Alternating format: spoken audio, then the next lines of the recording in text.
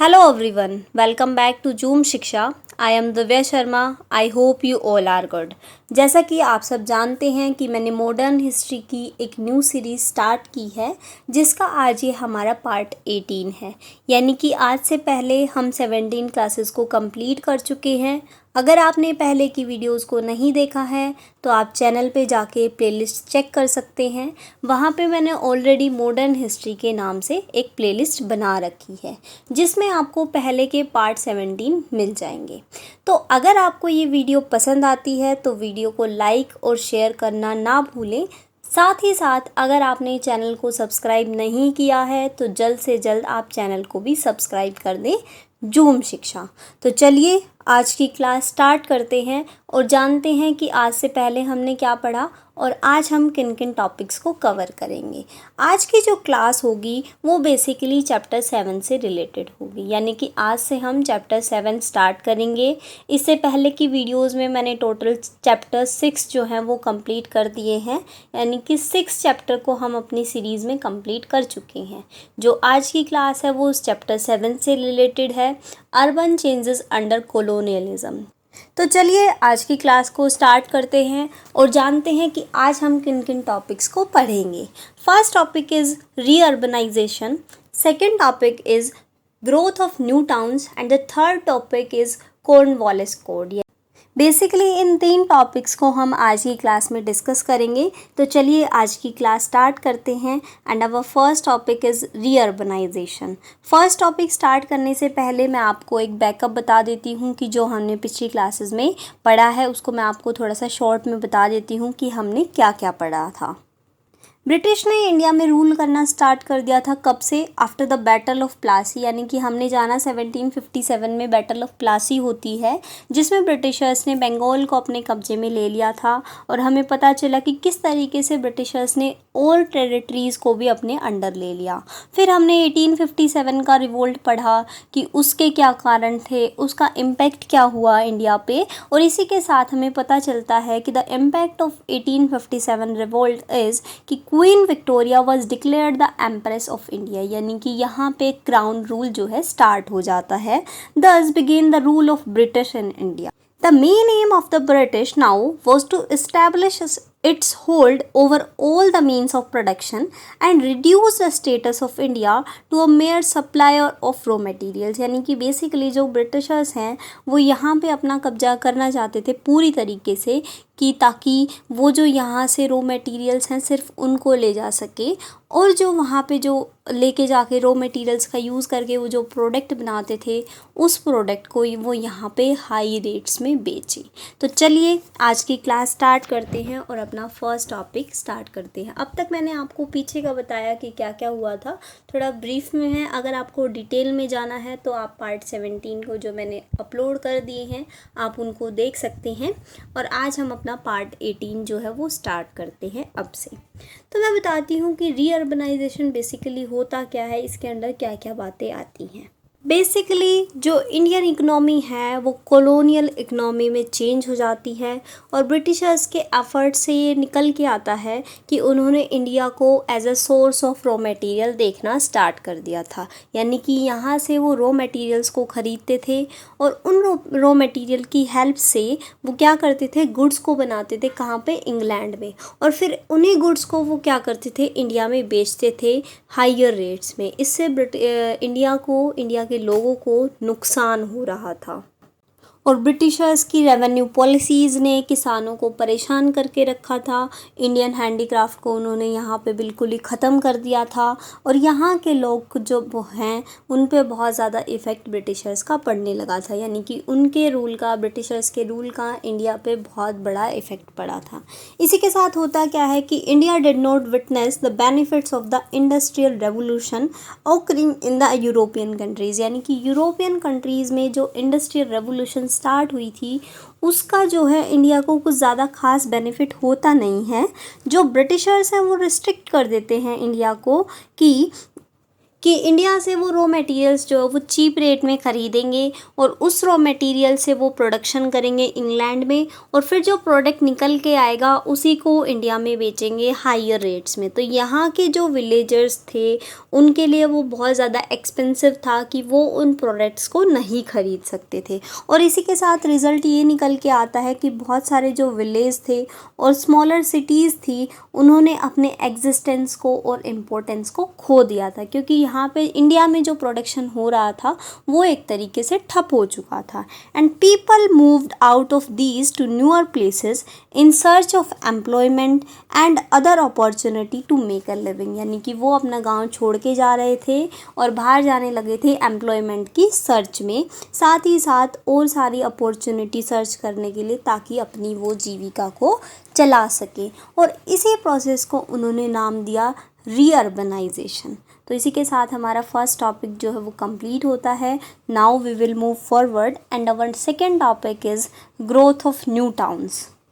तो जैसे जैसे लोगों ने माइग्रेट करना स्टार्ट किया एक प्लेस से दूसरे डिफरेंट प्लेस में, तो इस तरीके से new centres of trade and activity flourished in the late 18th century.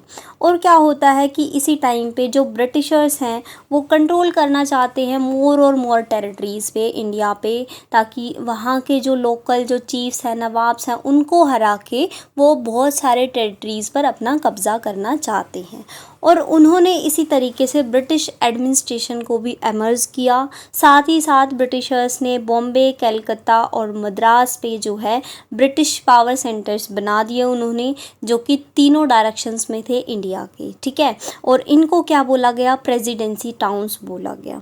और इसी के साथ new towns that emerged as a result of colonialism can broadly be classified into the following। अब इसके बाद हम पढ़ेंगे कि जो जो न्यू टाउन्स जो बन के आए थे, इसी के साथ जो फर्स्ट है विच इज़ पोर्ट सिटीज़। तो आइए इसके बारे में पढ़ते हैं। जो पोर्ट सिटीज़ हैं वो ट्रेडिंग सेंटर्स का काम करते थे। जो ओल्ड पोर्ट सिटीज़ होते थे 19th सेंचुरी के, जैसे कि सूरत, गोवा, मछलीपट्टनम, श्रीरंगपट्टनम, कोचिन, चितंगोंग वर de-urbanized and now new ones like Kolkata, Bombay and Madras sprang up। यानी कि उन्हीं के साथ जो है ये तीन जो हैं वो निकल के आते हैं। जो न्यू पोर्ट सिटीज़ हैं वो हैं कोलकाता, बंगाल एंड मद्रास। और इसके बाद जो सेकंड टाउन्स हैं वो है इंटीरियर सिटीज़। ये बेसिकली वेल प्लान्ड होती थी, जैसे कि दिल्ली और चंडीगढ़ ये एमर्ज होती हैं इस टाइम पे। ये बेसिकली जो होते हैं easily accessible by rail, road और river. And the third towns are hill station. जैसा कि हॉट समर होती थी यानी कि गर्मी होती थी, तो ब्रिटिशर्स जो हैं वो रिलीफ लेने के लिए कूल प्लेसेस पे जाते थे, जो कि डस्ट से और हीट से उन्हें बचाए। तो इन्हें हिल स्टेशन कहा जाता था, जैसे कि शिमला, मसूरी, नैनीताल, दार्जिलिंग, ऊटी, ये मोस्ट पॉपुलर हिल स्टेशंस होते थे उस टाइम के। तो हमने जो है ग्रोथ ऑफ न्यू टाउन्स पढ़े, जिसमें हमने 3 टाइप्स के जो हैं टाउन्स पढ़े। First is port cities, second is interior cities and the third is hill station. Now the new towns and cities that developed under the British were different from the older ones। यानी कि जो ये new towns थे वो पुराने वालों से बिल्कुल डिफरेंट थे। उनके pattern, design, layout, area, population and administration all are different. Public buildings, administrative offices, town halls, clock towers and supermarket were the main features of new urban centres. यानी कि इनके बिल्डिंग्स होती थी, हॉल होते थे, market जो होती थी वो बेसिकली इनके मेन फीचर्स होते थे।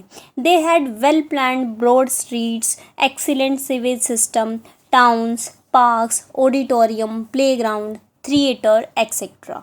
और इसी के साथ some of the cities had an adjacent cantonment area, और we can say civil lines build on the European pattern. यानी कि ये यूरोपियन पैटर्न के हिसाब से बने होते थे।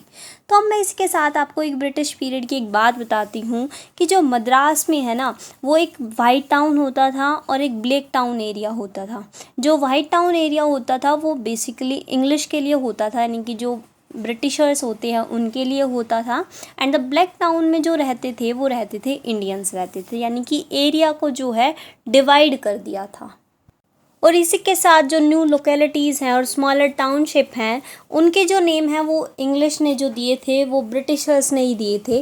टर्म्स जैसे कि town, garden, park were added as suffix to name these new localities. Example: model town, Dilshad garden, Chittaranjan park etcetera in Delhi. यानी कि जो ये वर्ड आए हैं जैसे कि टाउन, गार्डन, पार्क, ये ब्रिटिशर्स ने इंट्रोड्यूस किए थे। इसके बाद हमने इनमें कुछ सफिक्स ऐड करके इनका नेम रख दिया, like modern town, Dilshad garden etcetera. Puri को इंग्लिश में जो टाउन होती थी उसको पुरी कहा जाता था, गार्डन को बाग कहा जाता था, कुंज को वुड्स कहा जाता था और सेंचुरी को विहाराज कहा जाता था।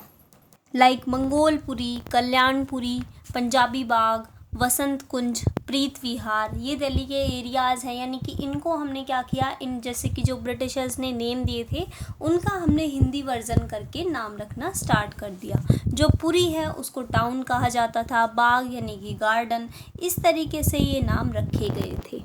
और इसी के साथ हमारा ये टॉपिक भी ख़त्म होता है।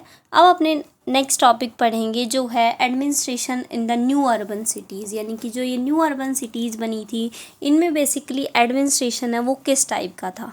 जो ब्रिटिश हैं उन्होंने न्यू रूल्स को इंट्रोड्यूस किया, न्यू एक्ट को इंट्रोड्यूस किया, रेगुलेशन को इंट्रोड्यूस किया, ताकि वो प्रॉपर एडमिनिस्ट्रेशन यहाँ पे न्यू अर्बन सिटीज़ में बना सकें। ठीक है, और इसी के साथ उन्होंने थिक वॉल्स बनानी स्टार्ट कर दी थी, which broken up using gates, wicket gates, back doors etcetera. The area of cities within the walls were called walled city. यानी कि जो एरिया इन वॉल्ड सिटी के अंदर होता था, इन वॉल्स के अंदर होता था, उनको वॉल्ड सिटी कहा जाता था। और वो डिवाइडेड होता था वार्ड में, उसको हम थानाज में डिवाइड भी बोल सकते हैं। एंड सब डिवाइडेड इनटू नेबरहुड्स यानी कि मोहल्लाज। ए थाना वॉज अंडर ए थानेदार, यानी कि जो थाना होगा वो थानेदार के अंडर होगा, जो मोहल्ला है वो अंडर होगा दरोगा के। And the whole town was administered by the town magistrate, यानी कि जो टाउन मैजिस्ट्रेट होगा उसके अंडर पूरा जो होल टाउन है वो उसके अंडर होगा। और इसी के साथ अब हम पढ़ेंगे कॉर्नवालिस कोड ऑफ 1793। ये हमारा आज का लास्ट टॉपिक है। ये बात है 1793 की, जब लॉर्ड कॉर्नवालिस हैं उन्होंने लोकल सेल्फ गवर्नमेंट सिस्टम को ख़त्म कर दिया था और उन्होंने इंट्रोड्यूस किया था कॉर्नवालिस कोड, जो कि जिसके जो मेन प्रिंसिपल थे, यानी कि किस प्रिंसिपल पे बेस था वो, सेपरेशन ऑफ पावर्स, यानी कि पावर्स को सेपरेट कर दो। And the separated revenue administration from judicial administration. Earlier the collector was the head of revenue department in a district and also enjoyed judicial power, but now by the Cornwallis Code the district collector was made in charge of local administration and a new officer called the district judge was given judicial and police powers। यानी कि जो basically जो powers है उनको divide कर दिया। पहले जो है वो कलेक्टर ही देखता था रेवेन्यू डिपार्टमेंट को, साथ ही साथ जुडिशियल पावर को, लेकिन अब क्या कर दिया, जो लोकल एडमिनिस्ट्रेशन है उसका तो हेड बना दिया डिस्ट्रिक्ट कलेक्टर को, एंड साथ ही साथ जो डिस्ट्रिक्ट जज है वो जज करेगा जुडिशियल एंड पुलिस पावर को। And the district collector was the most important officer at the local level. तो इसी के साथ आज की क्लास में बस इतना ही। तो अगर आपको वीडियो पसंद आती है तो वीडियो को लाइक और शेयर करना ना भूलें। साथ ही साथ अगर आपने चैनल को सब्सक्राइब नहीं किया है तो जल्द से जल्द चैनल को भी सब्सक्राइब कर दें, जूम शिक्षा। और अगर आपको पहले के पार्ट देखने हैं तो आप चैनल पे जाके प्लेलिस्ट में चेक कर सकते हैं। मैंने ऑलरेडी मॉडर्न हिस्ट्री के नाम से एक प्लेलिस्ट बना रखी है जिसमें आपको पहले के चैप्टर्स यानी कि चैप्टर 6 जो है मैंने पढ़ा दिया अलग से, वो आपको वहाँ उस प्लेलिस्ट में मिल जाएंगे। तो इसी के साथ आज की क्लास में बस इतना ही। मिलते हैं नेक्स्ट वीडियो में, तब तक के लिए thank you, good luck, bye bye.